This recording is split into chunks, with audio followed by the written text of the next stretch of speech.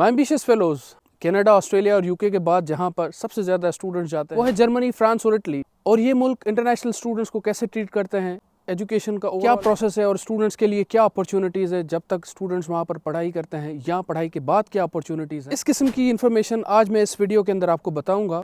So kindly watch the video till last और मुझे बताएं कि आपको इससे ज़्यादा कौन से मुल्कों के बारे में इन्फॉर्मेशन चाहिए। And I will try to collect that information for you from the students who are already studying over there or from the international students who have established their career in those countries. Greetings Memonayers community, welcome back to my YouTube channel. आज की video interesting होने वाली है क्योंकि आज की video के अंदर मैं नॉट जस्ट के यूके के एडमिशन के बारे में आपको बताऊंगा कि स्टूडेंट्स के लिए ये डेस्टिनेशन अच्छी है या नहीं है, बट उसके साथ साथ मैं जर्मनी, इटली और फ्रांस के बारे में भी आपको बताऊंगा। थोड़ा बहुत मैं घूम भी लूँगा और साथ में अपने दोस्त यासीन से इंफॉर्मेशन कलेक्ट करूंगा कि इन ममालिक के अंदर एडमिशन का प्रोसीजर क्या है और स्टूडेंट्स के लिए कितनी ज़्यादा अपॉर्चुनिटीज़ हैं। My ambitious fellows, let's welcome Yasin Sial who is an old friend of mine और अभी ही सेटल्ड इन वियना। यासीन, क्या हाल चाल है? बिल्कुल ठीक रहमान भाई, आप सुनाएं क्या हाल है? मैं भी ठीक हूँ। तो यासीन भाई, just tell me a bit about yourself कि आपने तालीम कहाँ से हासिल की और अभी कहाँ पर सेटल्ड हैं और आपकी जॉब कैसी चल रही है? वैसे तो मैं सिंध से हूँ, खैरपुर से, और मैंने वहाँ से बैचलर्स किया है नवाबशाह से, कायदे-ए-आम से आप ही के साथ। उसके बाद मैंने मास्टर्स किया है बुडापेस्ट से, हंगरी से, लेट्स से डेब्रेसन, यूनिवर्सिटी ऑफ डेब्रेसन से 2017 टू 19। उसके बाद मैंने वहीं पे कोई 2 साल तकरीबन जॉब किया है। Then I move to Vienna for job last year, तो ऑलमोस्ट मुझे वहाँ पे 2 साल होने वाले हैं। आपके हिसाब से ओवरऑल आपको क्या लगता है कि यूरोप के अंदर या जिस मुल्क के अंदर आप हैं, तो ओवरऑल उधर स्टूडेंट सेटिस्फेक्शन क्या है? मतलब उधर आई फील यूके के अंदर बहुत सारे ऐसे स्टूडेंट्स होते हैं, they are not happy with overall conditions of the UK. And what do you feel के उधर क्या सिनेरियो है, उधर स्टूडेंट्स खुश हैं या नहीं है? आई थिंक थोड़ा सा मैंने डिफरेंट ही ये रियलाइज़ किया है कि यूके से इफ़ यू कंपेयर कि वहाँ पे लड़के ज़्यादा सेटिस्फाइड हैं जो मेरी नज़र, स्पेशली जर्मनी में। कंप्लेंट्स तो हर जगह आपको मिलेंगे ना, 100% नहीं है, पर specially Germany, Austria, Italy, France, इन कंट्रीज़ में बड़े सारे चांसेस हैं, स्कॉलरशिप्स हैं। विदाउट स्कॉलरशिप्स भी फीसेस इतनी नहीं हैं ज़्यादा, सो सेटिस्फेक्शन मेरे ख्याल में वहाँ पे ज़्यादा है। ठीक हो गया। आगे चल के जो है ना, फिर ओवरऑल जर्मनी के बारे में बात करते हैं, फिर फ्रांस के बारे में बात करते हैं, लास्ट में इटली के बारे में बात करते हैं और थोड़ा बहुत मैं उसका कंपैरिजन यूके के साथ कर लूँगा ताकि ओवरऑल आपको आइडिया हो जाए कि इंटरनेशनल स्टूडेंट्स के लिए ये सारे जो मुल्क हैं ये कितने बेहतर हैं और आप लोग इधर आके कितना आसानी से पढ़ाई कर सकते हैं। So let's go towards Bamford and simultaneously in between इन सारे मुल्कों के बारे में हम बात कर लेंगे।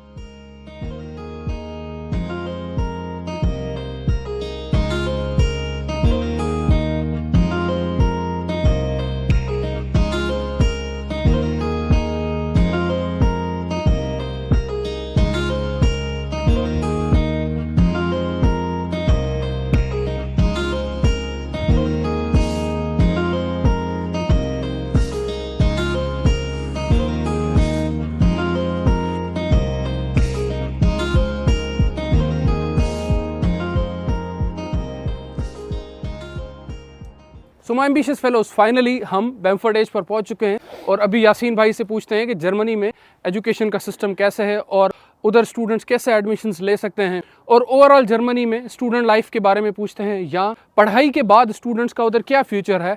सो पहले यासीन भाई से जर्मनी के बारे में पूछते हैं। रहमान भाई, जैसा कि जर्मनी का आपने पूछा, तो जर्मनी यूरोप की इस वक्त सबसे बड़ी इकोनॉमी है, जबकि आपका यूके तो चला गया, अब जर्मनी सबसे बड़ा है, ट्रिलियंस में है, तो अपॉर्चुनिटीज़ बेइंतहा हैं और आगे भी आएंगी। तो एडमिशन का जिस तरह का ताल्लुक है कि आपको सबसे पहले क्या करना है, सिंपली यूनिवर्सिटी फाइंड करनी है और वहाँ पे अप्लाई करना है ऑनलाइन। एडमिशन प्रोसेस इजी है, अप्लाई करके एडमिशन लेटर लेना है आपने, and then you have to apply for visa. उसके लिए आपने क्या करना होता है, जर्मनी में फ़ीस चीज़ कुछ नहीं होती है, सिर्फ और सिर्फ आपने एक ब्लॉक अकाउंट बनवाना होता है 10,000 यूरो का, और वो भी आपने जब अपनी डिग्री पूरी कर ली, that you will get your money back. तो यही उसका फ़ायदा है जर्मनी का। और एकोमोडेशन वहाँ मिल जाती है, डिपेंड करता है कौन से सिटी में आप जा रहे हैं, और there are huge many opportunities to get the, जो आपने अपनी पार्ट टाइम जॉब्स लेनी होती हैं, 20 आवर्स जो अलाउ होता है। कुछ लड़के तो 20 से ज़्यादा भी कर लेते हैं, जो कि ब्लैक में हो जाता है, पर लीगली 20 आवर्स वो आपको ईजिली हर जगह, हर शहर में बहुत ज़्यादा कम्युनिटी है, बहुत ज़्यादा अपॉर्चुनिटीज़ है जर्मनी में। सो गाइज, अभी यासीन भाई ने ओवरऑल आपको बेसिक एक इंट्रोडक्शन दे दिया कि उधर एडमिशन का क्या प्रोसीजर है और क्या बेसिक रिक्वायरमेंट्स हैं। तो मैं अभी तक जो समझा हूँ, जो यूके और जर्मनी में जो जो एक बड़ी चीज़ जो डिफरेंट है वो ये है कि उधर आपको ब्लॉक अकाउंट में पैसे रखने होते हैं और इधर आपको सारे जो भी पैसे होते हैं वो यूनिवर्सिटी को पे करने होते हैं।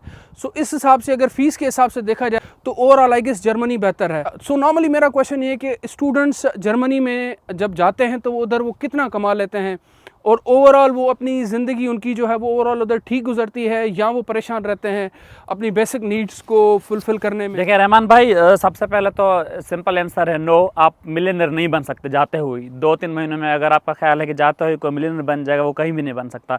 तो सिंपल सी बात है, आपका जर्मनी सस्ता है यूके से, because you don't need to pay the fees. यहाँ आप 10,000, 14,000, 15,000 पाउंड पे करते हैं, वहाँ पे आप इतना पे नहीं करते। वहाँ पे अगर आप 10,000 देते हैं तो उसका मतलब यह है कि आपने वो अपना ब्लॉक अकाउंट रखा है, वो वहाँ पड़ा है और आपके वो पैसे आप रिटर्न हो जाते हैं।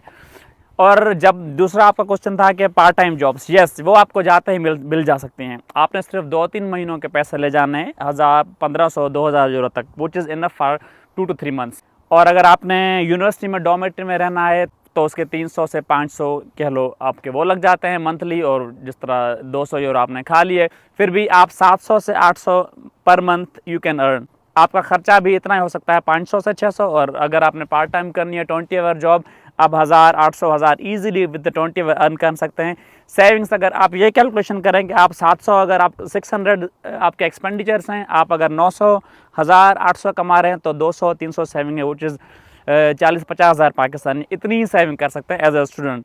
पर जब आपने अपनी वो स्टूडेंट वाला ड्यूरेशन पूरी कर ली, आप जॉब में आ गए, तो आपकी सैलरी है 3,000, 4,000 व्हाट्सएप और खर्चा आपका वही है 1,000। Then you can at least save 2,000, 1,500, 2,000, 2,500, depend कि आपकी क्या जॉब है, किस फील्ड में है, कितनी आप में वो एक्सेलेंस आ गए उस ड्यूरेशन में, कितनी आपने जर्मन सीख ली, कितने आपने और स्किल्स पकड़ लिए।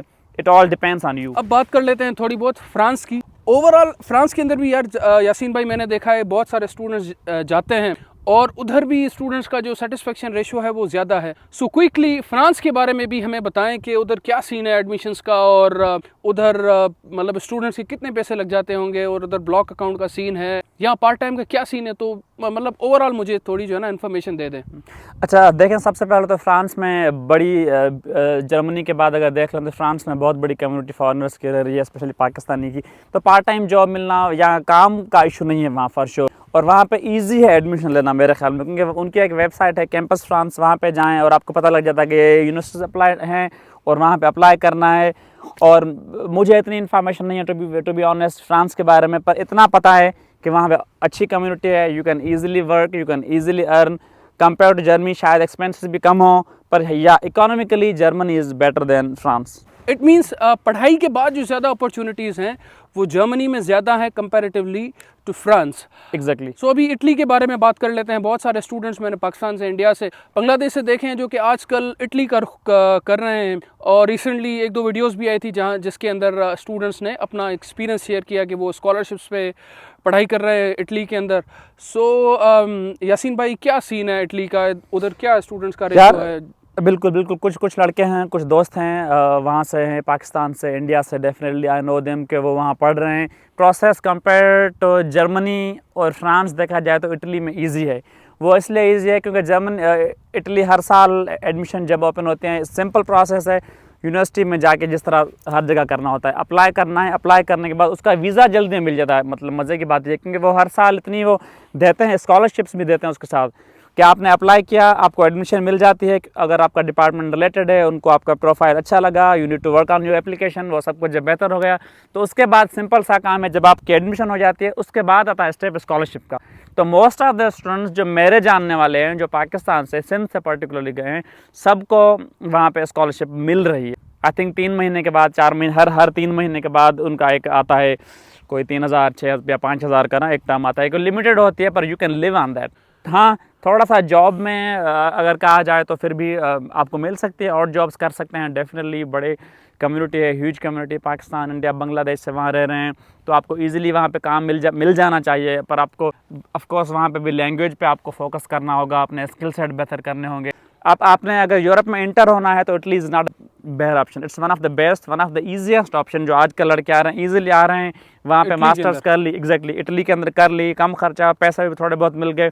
उसके बाद अगर आपने आप में वो हैं गट्स, आपने वो स्किल सेट हासिल कर लिया तो द वर्ल्ड इज़ योर्स। आप यूरोप चले जाएं, किसी और कंट्री में, आप जर्मनी चले जाएं, आप नेदरलैंड चले जाएं, Sweden, Denmark, once you are in. So quickly मैं आपको सिर्फ यूके का बता दूं, यूके के अंदर एडमिशन मिलना बहुत आसान है, स्कॉलरशिप्स इधर बहुत कम है, पार्ट टाइम अपॉर्चुनिटीज़ भी इधर आजकल इतनी ज़्यादा नहीं है। तो पार्ट टाइम अपॉर्चुनिटीज़ अगर आपको देखनी है तो वो शायद उस हिसाब से अगर देखा जाए तो दूसरे मुल्क जो है वो यूके से बेहतर होंगे। बहुत सारे स्टूडेंट्स जो है वो यूके के अंदर और जॉब्स करते हैं और उसके बाद भी उनका खर्चा जो है वो नॉर्मल जो एक्सपेंसेस हैं वो उनके पूरे नहीं होते हैं। और बहुत सारे स्टूडेंट्स मुझसे ये पूछते हैं कि क्या ये पॉसिबल है कि यूके के अंदर हम आके अपनी जो है वो फ़ीस निकाल सकें। तो ये पॉसिबल नहीं है। अगर आप फ़ीस अपनी निकाल लेंगे, इसका मकसद ये है कि आपकी पढ़ाई जो है वो सारी डिस्टर्ब हो जाएगी और आप स्किल डेवलप यूके के अंदर आके नहीं कर सकेंगे। और at the end of the day जब आप स्किल डेवलप नहीं करेंगे, इसका मकसद ये है कि आपको जॉब मिलने में थोड़ी मुश्किल होगी। सो ओवरऑल आप यूके में आए तो थोड़ा देख कर आएँ, आजकल इतने हालात अच्छे नहीं हैं। बट अगर आप यूनिवर्सिटी की फ़ीस खुद से पे कर सकते हैं तो UK is one of the best countries. और अगर आप अपनी स्किल भी उसके साथ साथ डेवलप कर लेते हैं तो यूके के अंदर आप बहुत अच्छी ज़िंदगी गुजार सकते हैं। और खूबसूरती के हिसाब से देखा जाए तो आई गेस यूके बहुत ज़्यादा खूबसूरत है और इधर लोग भी आपको अच्छे मिल जाते हैं और इधर लैंग्वेज बैरियर भी नहीं है जो कि दूसरे ममालिक के अंदर है। हाँ, स्कॉलरशिप्स भी अगर आप अप्लाई करेंगे तो बहुत सारी स्कॉलरशिप्स हैं, अच्छे से अप्लाई करेंगे तो आपको स्कॉलरशिप्स भी आपको इधर मिल सकती हैं। So that was something about UK. अच्छा, इन चारों मुल्कों में से आप मुझे बताएं सबसे सस्ता मुल्क कौन सा है स्टूडेंट्स के लिए in terms of their educational expenses? यार बड़ा ही सब्जेक्टिव क्वेश्चन है, पर अगर थोड़ा सा इसको देखा जाए कि रिसेंटली कहाँ पे ज़्यादा स्टूडेंट्स जा रहे हैं, किनको इजी पड़ रहा है, तो मेरे ख्याल में सस्ताई के हिसाब से, ईजीनेस के हिसाब से Italy would be a good option. और जर्मनी थोड़ा लिविंग कॉस्ट उसका ज़्यादा है अपना इटली से, और आपने वहाँ पे ब्लॉक अकाउंट करना है। अगर ये दो चीज़ें इससे निकाल दी जाएँ, अगर if you can afford 10,000 euro आप अगर अफोर्ड कर सकते हैं कि एक ब्लॉक अकाउंट कर लें, तो मेरा सजेशन है आप जर्मनी जाएं। आई कम फ्रॉम ऑस्ट्रिया, वियना से हूँ, इट्स अ ग्रेट ऑप्शन, वहाँ जाएं आप, कम फीस है और सेम एज जर्मनी। सो ऑस्ट्रिया के बारे में कल हम एक डिटेल के अंदर, और ऑस्ट्रिया या हंगरी के बारे में हम एक वीडियो बना लेंगे कि उधर स्टूडेंट्स के लिए कितनी ज़्यादा अपॉर्चुनिटीज़ हैं। अच्छा, मुझे बताएं अकोमोडेशन जो है वो सबसे सस्ती आपके हिसाब से कहाँ पर है इन चारों मुल्कों में से? अगेन इट्स बहुत डिफिकल्ट क्वेश्चन है, पर मैं कह सकता हूँ कि अगर आप इटली में जा रहे हैं, आपको मोस्ट ऑफ द टाइम अगर किसी भी सिटी में जा रहे हैं तो you should prefer to live in a dormitory. अगर आप डॉर्मेट्री में रह रहे हैं, वो यूनिवर्सिटी ऑफर कर रही है, वो सबसे चीप, सबसे बेहतर ऑप्शन होगा। इवन तो जर्मनी में अगर आपको मिल रही है, पर इटली में वो कंपेयर टू सस्ती है। बड़े स्टूडेंट्स मैंने देखा है आजकल तो बहुत सारे स्टूडेंट हर साल जा रहे हैं पाकिस्तान से, सिंध से, जो मैं लड़के पर्सनली जानता हूँ, they are lot of them going every year. उनको कोई खर्चा नहीं पड़ रहा है इतना, जस्ट इनिशियल कुछ हज़ार यूरो आप जाने आने के बस। मतलब इसका मकसद है कि ओवरऑल स्टूडेंट्स के लिए जो सस्ता मुल्क है वो इटली है। अच्छा, पार्ट टाइम के हिसाब से आप क्या कहेंगे, सबसे ज़्यादा अपॉर्चुनिटीज़ कहाँ पर अवेलेबल हैं? और जॉब्स को हटा के मुझे आप बताएं कि ओवरऑल जो है पार्ट टाइम के हिसाब से अगर देखा जाए तो कौन सा मुल्क स्टूडेंट्स के लिए बेहतर है? सस्ते के हिसाब से तो और भी मुल्क हैं, पर अगर हम इन चारों में कंपेयर कर रहे हैं, फ्रांस, जर्मनी, इटली और यूके में, इन चारों में से I would say Italy is better. पर अगर यूरोप में और भी मुल्क हैं, ऐसा नहीं है कि ये चाह रहे हैं, बड़े अच्छे मुल्क हैं। हंगरी उससे सस्ता पड़ गया है, चेक रिपब्लिक को चेक किया जाए, स्लोवेकिया को चेक किया गया, ये सारे मुल्क ईजी एडमिशन है, इनमें कोई बड़ा प्रोसेस नहीं है। लास्ट वीक मैं देख रहा था अपना चेक रिपब्लिक में, प्राग के पास में यूनिवर्सिटीज़ हैं, उनकी फ़ीस भी बड़ी कम है, 1500 यूरो, 2000 यूरो उनकी एनुअल फ़ी है। Why don't you do that? वो उससे भी ईजी है, वो उससे भी चीप है। हाँ, जो सबसे बड़ा बैरियर है इन मुल्कों में, ऑफ कोर्स यूरोप के सब मुल्कों में, पर ये जो मुल्क बता रहा हूँ जो इकोनॉमिकली लेस डेवलप्ड हैं इन कंपेयर टू जर्मनी या फ्रांस, तो उनका ये बैरियर है कि वहाँ पे लैंग्वेज का सबसे बड़ा बैरियर है। अगर वो आपने वहाँ की सीख ली, क्योंकि वहाँ पे ऑफ कोर्स कोई और लोग ज़्यादा नहीं है, कम्युनिटी इतनी ज़्यादा नहीं है, तो थोड़ा सा वो चैलेंज होगा। अगर आप you can do the language thing over there, या पहले से कर लें तो बहुत अच्छा है। हंगरी बहुत अच्छा है, मैंने मास्टर्स हंगरी से किया है, बुदापेस्ट से नियर बाय किया है। सो my ambitious fellows, last but not the least, जो बहुत इंपॉर्टेंट चीज़ है वो ये है कि ओवरऑल आपको क्या लगता है यासीन भाई कि पढ़ाई के बाद सबसे ज़्यादा अपॉर्चुनिटीज़ किस मुल्क के अंदर हैं? और सिटीज़नशिप का जो एक पहलू है वो अगर जहन में रखा जाए तो वो सिटीज़नशिप या पीआर जो मिलती है वो किस मुल्क के अंदर बेहतर है और किस मुल्क में ज़्यादा अपॉर्चुनिटीज़ हैं?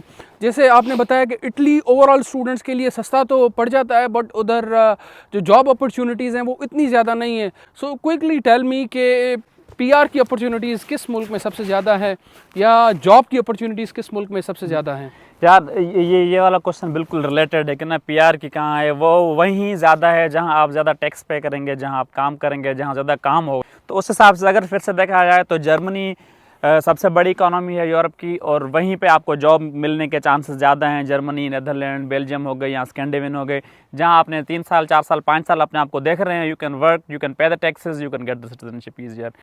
So thank you so much for watching the video. Kindly like and subscribe. See you in the next vlog.